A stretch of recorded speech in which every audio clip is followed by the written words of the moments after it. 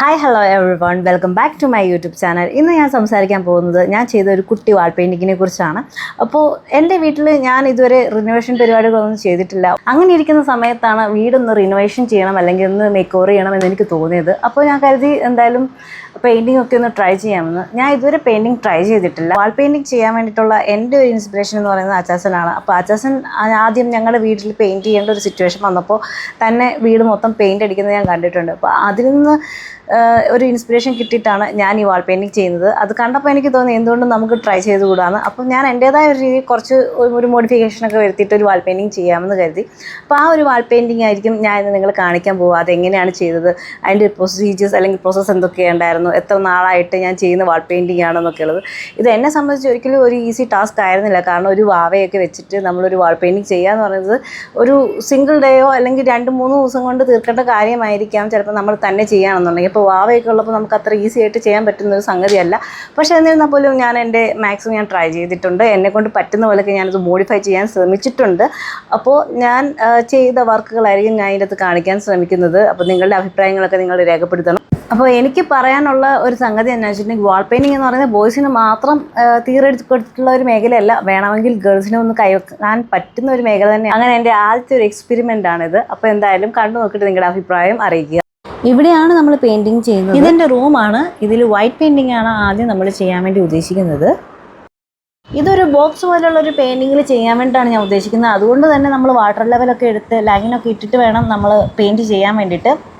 പൊക്കമില്ലാത്തത് കൊണ്ട് എന്നെ ഹെൽപ്പ് ചെയ്യാൻ വേണ്ടി ഞാൻ അച്ചാച്ചനെ വിളിച്ചിട്ടുണ്ട്. ഹായ് ഗായ്സ്, ഇന്ന് നമ്മുടെ പെയിൻറ്റിങ്ങിൻ്റെ സെക്കൻഡ് ഡേ ആണ്. ഫസ്റ്റ് ഡേ നമ്മൾ വൈറ്റ് പെയിൻ്റ് ആയിരുന്നു യൂസ് ചെയ്തിട്ടുണ്ടായിരുന്നു വോളിൽ പെയിൻറ്റ് ചെയ്യാൻ വേണ്ടിയിട്ട്. കാരണം ഓൾറെഡി കുറേ ചെളിയും പൊടിയും സ്ക്രാച്ചസും കാര്യങ്ങളൊക്കെ ഉണ്ടായിരുന്നു. അപ്പോൾ അത് ക്ലീൻ ചെയ്യാൻ വേണ്ടി നമ്മൾ വൈറ്റ് പെയിൻ്റാണ് ആദ്യം ഇതിൽ വോളിൽ അപ്ലൈ ചെയ്തിട്ടുള്ളത്. ഇനി നമ്മൾ ചെയ്യാൻ പോകുന്നത് ബ്ലൂ പെയിൻ്റാണ്.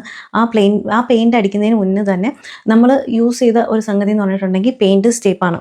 അതെന്തിനാണ് യൂസ് ചെയ്യുന്നത് വെച്ചിട്ടുണ്ടെങ്കിൽ, നമ്മൾ ഓൾറെഡി പെയിൻറ്റ് ചെയ്യുമ്പോൾ പ്രത്യേകിച്ച് ബ്രഷിനൊക്കെ ആകുമ്പോൾ അത് സ്പ്രെഡ് ചെയ്ത് പുറത്തേക്ക് പോകാൻ ചാൻസ് ഉണ്ട്, അല്ലെങ്കിൽ ഒരു ലെവലില്ലാതെ പോകാൻ ചാൻസ് ഉള്ളത് കൊണ്ട് തന്നെ നമ്മൾ എന്താ ചെയ്യുന്നത് വെച്ചിട്ടുണ്ടെങ്കിൽ, നമ്മൾ ഈ പറയുന്ന ടേപ്പ് കൃത്യമായിട്ട് ഒട്ടിക്കും. അത് ഒട്ടിച്ച് കഴിഞ്ഞിട്ടുണ്ടെങ്കിൽ പുറത്തേക്ക് പെയിൻറ്റ് സ്പ്രെഡ് ചെയ്ത് പോകുന്നത് തടയാൻ നമുക്ക് സാധിക്കും.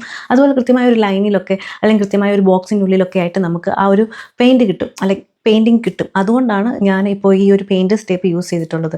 ഇതുപോലെ നമ്മൾ നോർമലി പടം വരയ്ക്കുന്ന ആളുകൾക്കറിയാം, നമ്മളൊരു പേപ്പറിലൊക്കെ വരയ്ക്കുമ്പോൾ ആ പെയിൻറ്റിങ് ഇപ്പോൾ വാട്ടർ കളറാണ് ചെയ്യുന്നതെങ്കിൽ അല്ലെങ്കിൽ ഓയിൽ പെയിൻ്റൊക്കെയാണ് ചെയ്യുന്നതെങ്കിൽ അത് സ്പ്രെഡ് ചെയ്ത് പോകാതിരിക്കാൻ വേണ്ടിയിട്ട് നമ്മൾ എന്ത് ചെയ്യും, നമ്മൾ അതിൻ്റെ സൈഡിലൂടെ മൊത്തം ഒരു ടേപ്പ് ഒട്ടിക്കും, അല്ലേ? പേപ്പർ ടേപ്പ് എന്നതിന് പറയുന്നത്. കാരണം അതിൽ നമ്മൾ പെയിൻറ്റിങ്സ് പേപ്പറിൽ അല്ലെങ്കിൽ ക്യാൻവാസിലൊക്കെ ചെയ്യുന്നതുകൊണ്ടാണ് പേപ്പർ ടേപ്പ് എന്ന് പറയുന്നത്. ഇത് പെയിൻറ്റേഴ്സ് ടേപ്പാണ്. പെയിൻറ്റിങ് സ്പ്രെഡായി പോകാതിരിക്കാൻ വേണ്ടി നമ്മൾ യൂസ് ചെയ്യുന്നത് പെയിൻറ്റേഴ്സ് ടേപ്പാണ്. നമ്മളിപ്പോൾ ഓൾറെഡി പെയിൻറ്റിങ് എല്ലാം കൂട്ടി വെച്ചിട്ടുണ്ട്. താഴേക്ക് സ്പ്രെഡ് ചെയ്ത് പോകാതിരിക്കാൻ വേണ്ടി പേപ്പറും ഇട്ടിട്ടുണ്ട്. അപ്പോൾ നമ്മുടെ റോളറുണ്ട്, അതുപോലെ ബ്രഷും ഉണ്ട്, ചെറിയ ബോക്സിൽ നമ്മൾ പെയിൻറ്റ് കൂട്ടി വെച്ചതുകൊണ്ട്. അപ്പോൾ ഈ ഒരു റോളർ യൂസ് ചെയ്തിട്ടാണ് നമ്മൾ ഇന്ന് പെയിൻറ്റിങ് ചെയ്യാൻ ഉദ്ദേശിക്കുന്നത്. കുറച്ചുകൂടി ഒരു പെർഫെക്റ്റ് ആയിട്ടുള്ള ഒരു ഫിനിഷ് കിട്ടാൻ വേണ്ടിയിട്ടാണ്. അപ്പോൾ ഇത് ഹോൾഡറാണ് കേട്ടോ. അപ്പോൾ ഈ ഒരു വലിയ വടി പോലെ ഇരിക്കുന്ന സംഭവം. അപ്പോൾ ഈ റോളർ നമുക്ക് എത്താൻ പറ്റാത്ത സ്ഥലങ്ങളിലൊക്കെ ഈ ഒരു ഹോൾഡർ യൂസ് ചെയ്തിട്ട് നമുക്ക് പെയിൻറ്റ് ചെയ്യാവുന്നതാണ്.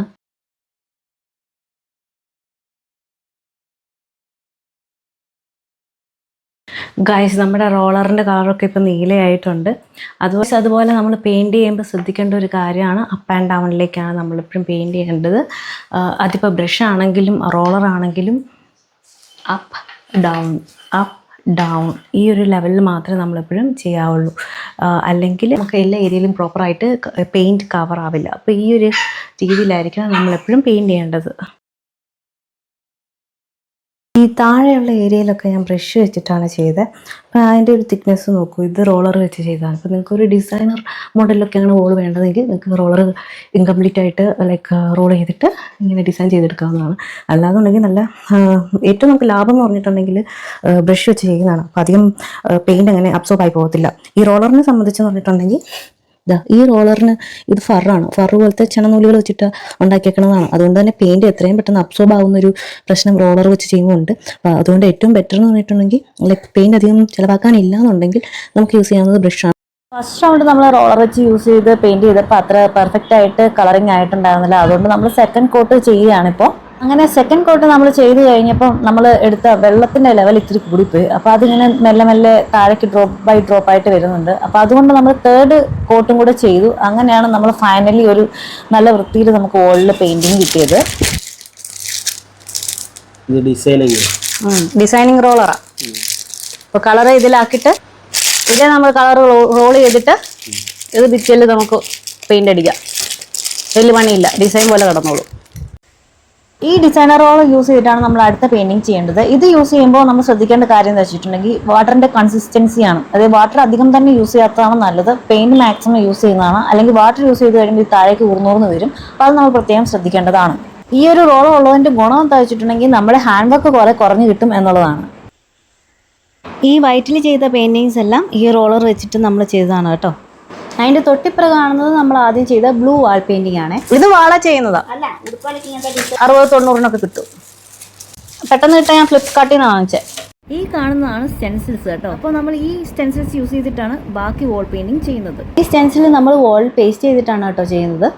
ഗായ്സ്, ഇന്ന് നമ്മുടെ ഡേ 3 ഓഫ് വാൾ പെയിന്റിംഗ് ആണ്. അപ്പോൾ വാൾ പെയിന്റിങ്ങിന് ഞാൻ ആ ഒരു സൈഡിൽ ചെയ്ത പെയിന്റിംഗ് ചെയ്യാൻ വേണ്ടി ഞാൻ യൂസ് ചെയ്ത റോളർ ഇതാണ്. സോ ഇതിൽ നോക്കിയാൽ കാണാം, ഇത് ഓൾറെഡി ഡിസൈൻസ് ഉണ്ട്. അപ്പോൾ ഈ ഒരു ഡിസൈനാണ് ആ ഒരു സൈഡ് ഏരിയയിൽ വന്നിട്ടുള്ളത്. അപ്പോൾ ഇത് റോൾ ചെയ്ത് കഴിയുമ്പോൾ നമുക്ക് അവിടെ ഒരു ഡിസൈൻ ഓൾറെഡി വരും. നെക്സ്റ്റ് നമ്മൾ ചെയ്യാൻ പോകുന്നത് സ്റ്റെൻസിൽ വർക്കാണ്. സ്റ്റെൻസിൽ വർക്ക് എന്ന് പറയുമ്പോൾ ഓൾറെഡി ഒരു സ്റ്റെൻസിൽ പേപ്പർ ഞാൻ കാണിച്ചു. അപ്പോൾ ആ ഒരു പേപ്പർ വെച്ചിട്ടാണ് നമ്മൾ സ്റ്റെൻസിൽ ചെയ്യുന്നത്. ഇത് ഈസിയാണ്. ഫോർ ഈസി പെയിന്റിങ്ങിന് വേണ്ടിയിട്ടാണ് നമ്മൾ ഇത് യൂസ് ചെയ്യുന്നത് റാദർ ദാൻ ഹാൻഡ് പെയിന്റിങ്. നമ്മൾ ഹാൻഡ് കൊണ്ട് ചെയ്ത് വരുമ്പോഴത്തേക്കും ഒരു നേരമാകും and it will take so much time, so much effort. അപ്പോൾ അതിനേക്കാൾ ഈസി ആയിട്ട് നമുക്ക് ചെയ്യാൻ പറ്റുന്ന ഒരു പരിപാടിയാണ് സ്റ്റെൻസിൽ വെച്ച് നമ്മൾ പെയിന്റ് ചെയ്യാന്നുള്ളത്. സോ അതാണ് ഞാൻ ഇന്ന് കാണിക്കാൻ പോകുന്നത്. സോ ആദ്യം നമ്മളൊരു ലൈറ്റ് ഷാഡോ അല്ലെങ്കിൽ ലൈറ്റ് ഷെയ്ഡ് പോലെ ഫീൽ ചെയ്യിക്കാൻ വേണ്ടിയിട്ട് വൈറ്റ് പെയിന്റിൽ ബ്ലൂ പെയിന്റ് കുറച്ച് മാത്രം എടുത്തിട്ട് മിക്സ് ചെയ്തിട്ട് ലൈറ്റ് ബ്ലൂ ആക്കിയിട്ടാണ് ചെയ്യാൻ ഉദ്ദേശിക്കുന്നത്. അപ്പോൾ നമ്മൾ ലൈറ്റ് ബ്ലൂ ചെയ്യാൻ വേണ്ടി കൂടുതൽ വെള്ളയിൽ ലേശം ബ്ലൂ പെയിന്റിങ് മിക്സ് ചെയ്തിട്ടാണ് ചെയ്യുന്നത്. നമ്മൾ റോളർ യൂസ് ചെയ്ത് പെയിന്റ് ചെയ്യുമ്പോൾ ശ്രദ്ധിക്കേണ്ട കാര്യം എന്ന് വെച്ചിട്ടുണ്ടെങ്കിൽ ഈ റോളറിൽ എല്ലായിടത്തും കൃത്യമായിട്ട് ഈവൻ ആയിട്ട് പെയിന്റ് എത്തി എന്നുള്ളതാണ്. അല്ലെങ്കിൽ നമുക്കൊരു പാച്ച് പോലെ വാൾ പെയിന്റ് ചെയ്യുമ്പോൾ വരും. അതുകൊണ്ട് ഈവൻ ആയിട്ട് വരിക എന്നുള്ളത് നമ്മൾ പ്രത്യേകം ശ്രദ്ധിക്കേണ്ടതുണ്ട്. ഞാനിപ്പോൾ ഇവിടെ യൂസ് ചെയ്തത് വെറ്റ് വൈപ്സ് ആണ്. കാരണം ഇത് ഓൾറെഡി നമ്മൾ റോളർ വെച്ച് ചെയ്യുന്നതുകൊണ്ട് തന്നെ ലീക്കാൻ സാധ്യതയുണ്ട്. ഇപ്പം ഞാൻ എടുത്ത് പെയിന്റിൽ വാട്ടർ ഇത്തിരി കൂടുതലായിരുന്നു. ആൻഡ് അതുകൊണ്ട് തന്നെ താഴേക്ക് അത് ഡ്രോപ്പ് ബൈ ഡ്രോപ്പ് ആയിട്ട് ലീക്കായി വരുന്നുണ്ട്. അപ്പോൾ ഞാൻ ചെയ്തത് എന്താ വെച്ചിട്ടുണ്ടെങ്കിൽ വെറ്റ് വൈപ്സ് എടുത്തിട്ട് അത് വൈപ്പ് ചെയ്യുകയാണ് ചെയ്തത്. അപ്പം പ്രശ്നമൊന്നും ഉണ്ടായില്ല. അപ്പോൾ നമ്മൾ എടുക്കുന്ന കൺസിസ്റ്റൻസിയും കൂടി നമ്മൾ ശ്രദ്ധിക്കുക. പ്രോപ്പറായിട്ടുള്ള ഒരു കൺസിസ്റ്റൻസി എടുക്കുക. മാക്സിമം വാട്ടർ യൂസേജ് കുറച്ച് യൂസ് ചെയ്യുക. കാരണം അല്ലെങ്കിൽ പെയിന്റിങ്ങിനെ താഴേക്ക് ഡ്രോപ്പ് ആയിട്ട് യൂസ് ചെയ്ത് വരും. അപ്പോൾ അതിന് പകരമായിട്ട് നമുക്ക് ചെയ്യാൻ പറ്റുന്ന വെച്ചിട്ടുണ്ടെങ്കിൽ അതിൻ്റെ കൺസിസ്റ്റൻസി ശ്രദ്ധിച്ച് പ്രോപ്പറായിട്ട് ചെയ്താൽ ഈ ഒരു പ്രശ്നം ഉണ്ടാവില്ല. പിന്നീട് ഞാൻ ഫേസ് ചെയ്ത ഒരു പ്രശ്നം എന്താ വെച്ചിട്ടുണ്ടെങ്കിൽ വീണ്ടും നമ്മൾ സ്റ്റെൻസിൽ യൂസ് ചെയ്യുമ്പോൾ ആ സ്റ്റെൻസിലിൽ പറ്റിപ്പിടിച്ച പെയിന്റ് വാളിൽ വീണ്ടും പതിയുന്നു എന്നുള്ളതാണ്. അതുകൊണ്ട് തന്നെ നമുക്ക് കൃത്യമായ ഡെഫിനിഷനിൽ അല്ലെങ്കിൽ ഒരു ഡീറ്റെയിലിംഗ് നമ്മുടെ പെയിന്റിങ്ങിൽ കിട്ടുന്നില്ല എന്നുള്ളത് ഞാൻ വളരെയധികം ഫേസ് ചെയ്ത ഒരു പ്രശ്നമായിരുന്നു. അപ്പോൾ എനിക്ക് തോന്നുന്നു നമുക്ക് ഹാൻഡ് കൊണ്ട് ചെയ്യുന്നതായിരിക്കും ഇതിലും എളുപ്പമായിട്ട് ചെയ്യാൻ പറ്റുക എന്നുള്ളത്. പക്ഷെ അന്നേരം നമുക്ക് ഭയങ്കര ടൈം കൺസ്യൂമിംഗ് ആണ്. പിന്നെ ഞാൻ കണ്ടുപിടിച്ച ഒരു സൊല്യൂഷൻ എന്നൊന്നും പറയാൻ പറ്റില്ല. എങ്കിലും നമ്മൾ പെയിന്റ് ചെയ്തതിന് ശേഷം നമ്മൾ ആ പെയിന്റിന്റെ ബാക്കിലുള്ള സൈഡെല്ലാം ക്ലീൻ ചെയ്യുക എന്നുള്ളതായിരുന്നു. ഓരോ തവണയും സ്റ്റെൻസിൽ യൂസ് ചെയ്ത് പെയിന്റ് ചെയ്തതിന് ശേഷം അത് വാഷ് ചെയ്ത് ക്ലീൻ ആക്കിയതിന് ശേഷം വീണ്ടും പെയിന്റ് ചെയ്യുക എന്നുള്ളതായിരുന്നു പിന്നെ ഉണ്ടായിരുന്ന ഓപ്ഷൻ. അല്ലെങ്കിൽ അത് വല്ലാണ്ട് അങ്ങ് സ്പ്രെഡ് ആയിപ്പോകും ഇതുപോലെ. അടുത്തതായിട്ട് ഞാൻ ഈ ലൈറ്റ് ബ്ലൂ പെയിന്റിന് മുകളിലായിട്ട് വൈറ്റ് പെയിന്റ് ആണ് ചെയ്യുന്നത്. ഒരു ഇടതൂർന്ന് നിൽക്കുന്ന ഒരു ഫീലിംഗ് കിട്ടാൻ വേണ്ടിയിട്ട്.